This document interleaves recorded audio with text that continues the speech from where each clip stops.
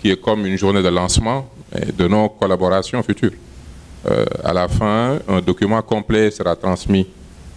Et d'ailleurs, beaucoup d'acteurs ont été plus ou moins informés du programme, mais il y aura un plan de travail et nous allons continuer les discussions. Aujourd'hui, c'est essentiellement pour éclaircir certains points. Effectivement, M. Seydina Alioune nous a parlé de l'importance de réguler la marge bénéficiaire. Et dans les conventions, les avenants que nous avons donnés aux promoteurs, que nous avons sélectionnés selon leurs capacités techniques et financières, il est prévu que sur le volume de logements qu'ils doivent faire pour le programme, ils ne peuvent pas dépasser des marges allant plus de 20%. Donc c'est une manière pour nous, quand on fait des économies sur l'accès à la matière première, on crée une zone industrielle pour faciliter l'investissement.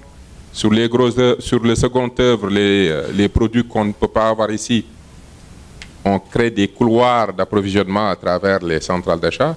C'est que tout ce travail, on vous donne du foncier, gratuitement quasiment.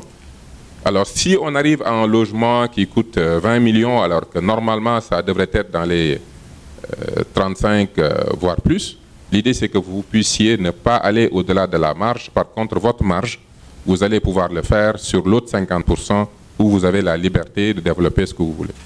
Ce qui nous permet aussi d'avoir une mixité sociale parce qu'on réunit dans un même quartier des acteurs de l'informel qui sont dans l'autoconstruction. Un même promoteur aura des clients qu'on aura choisis parce qu'ils peuvent déclencher un prêt hypothécaire de 20, 22, 25 millions et d'autres qui ont les capacités maintenant d'aller sur du standard. Donc c'est un point que nous avons beaucoup analysé et nous pensons qu'ensemble, nous pouvons améliorer même le dispositif qu'on mettra en place. Effectivement, nous devons dérisquer. Et c'est pour ça que nous demandons aux banques aujourd'hui pour que nous puissions être ensemble et que nous pouvons discuter sur quel processus nous devons mettre ensemble pour que chacun puisse trouver l'opportunité et pouvoir gérer le risque. Mais du risque, il y en aura toujours. Et c'est justement parce qu'il y a du risque qu'il y a du rendement. Ça, je pense que les gestionnaires de portefeuille ici sont d'accord avec moi. Plus il y a de risques, plus le rendement est important. N'est-ce pas? Donc, il faut qu'on soit à l'aise sur cette question et je pense que vous l'êtes.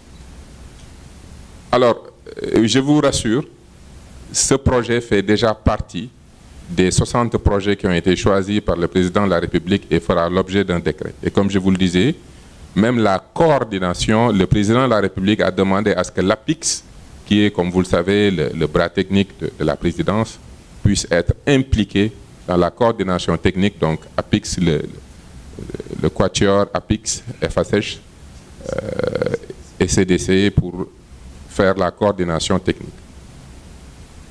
Et vous avez raison, un point important, c'est la question du refinancement hypothécaire. Parce que nous connaissons les contraintes de trésorerie liées avec les orientations de Bâle III et particulièrement ce qui se passe dans notre contexte, nous, purement de l'Afrique et nous avons conscience de cela. Et c'est pour ça que nous voulons qu'il y ait une mutualisation des ressources et surtout voir comment optimiser ces ressources. Et une fois que le programme sera lancé et qu'on sera dans l'opérationnel, je prendrai mon bâton d'ancien banquier pour aller chercher des financements, des sources de refinancement. Souhaitez ma bonne chance. Et ça permettra aux banques de pouvoir sortir au moins, parce qu'on sait que les prêts hypothécaires, quand même, c'est des ressources assez longues et nous connaissons les exigences. Tout ça pour vous dire qu'on est ensemble, on est dans la même équipe et Inch'Allah, on trouvera ensemble des solutions. Monsieur l'administrateur du fonds de l'habitat social, il nous faudra une prochaine rencontre avec l'ACSFD. Ça, c'est important. Excellent. Donc, je pense que c'était ces points que j'avais retenus concernant M. Seydina Alioune Ndiaye, encore une fois. Merci beaucoup. effectivement, il a aussi parlé de projets prioritaires. Alors, vous savez, en politique publique, il y a toujours ce risque d'être un politique ou un politicien. Si on est un politicien, on se dit il me faut tout de suite lancer des choses. Faire des inaugurations, faire des poses de première pierre. Mais comme vous le savez, tout programme qui n'est pas bien structuré et tout projet qui n'est pas bien étudié, vous pouvez faire une pose de première pierre, mais vous risquez d'avoir du temps avant de couper le ruban, mais surtout d'avoir le retour positif des acquéreurs. Et les Sénégalais, comme vous le savez, ils sont libres. Si le programme leur a causé des problèmes, ils le diront. Si le programme leur a aidé, ils le diront aussi. Donc voilà pourquoi il était important pour nous de prendre le temps de l'analyse, de la structuration, de l'analyse des acteurs, du jeu des acteurs, et ensemble comment préparer un programme qui agit sur tout l'écosystème. Mais je vous rassure, aujourd'hui nous avons une liste de 12 projets où les sites sont déjà identifiés, les promoteurs déjà identifiés, parce que depuis que nous avons été nommés ministres, avec ce portefeuille, nous avons ouvert nos portes à tout promoteur qui démontre des capacités.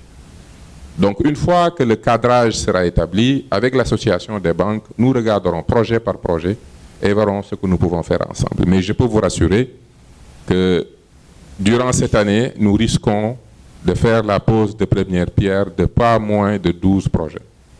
Et on parle à partir de, une fois qu'on aura remis le programme, que le président aura pris le décret et tout le reste, ce sera le moment de parler projet, de parler site, de parler livraison. Et c'est ce que les Sénégalais attendent. Merci beaucoup pour votre contribution. Monsieur Sen Abdou de la BDK, merci beaucoup. Et vous avez raison, hein, les émissions de titres sont d'une importance capitale et ensemble, nous allons voir, parce que la mobilisation foncière n'aurait pas d'importance si nous ne pouvons pas utiliser des titres de garantie qui nous permettraient d'utiliser l'effet de levier et de maximiser ces fonds. Donc on parle le même langage et ensemble on trouvera des solutions. L'important c'est que l'acquéreur qui aura ce titre puisse respecter les objectifs du programme. C'est-à-dire que s'il prend une parcelle, ce n'est pas pour aller faire de la commercialisation, mais c'est pour effectivement faire de la reconstruction. Donc même nous, en tant que programme, nous voulons gérer ce risque de détournement du foncier pour autre chose que l'accès au premier logement. Et les banques qui nous accompagnent doivent trouver leur compte dans l'opération et doivent pouvoir gérer le risque. Maintenant, concernant la réalisation, donc pour tout ce qui est vrai droit réel, c'est quelque chose qu'on va vraiment regarder. On veut même aller vers des titres spécifiques au programme qui prennent en charge le fait que le programme peut récupérer un titre assez rapidement si jamais il y avait un détournement d'objectifs et un non-respect des règles. Maintenant, concernant la réalisation des garanties, premièrement, là c'est le banquier qui parle. Quand on vous donne un bien en garantie, mais vous savez que sa valeur sur le marché c'est peut-être 30 millions, mais sur le programme, on le vend à 20 millions et puis vous financez à 70-80%, votre ratio prêt-valeur tourne autour de 50%. Donc le risque est très bas, vous êtes dans des positions qui sont beaucoup plus confortables que sur le marché classique. L'autre élément, c'est le principe de refinancement. Et ça, c'est quelque chose que nous tenons très au sérieux, qui fait partie des prochaines activités qui va beaucoup occuper mon temps.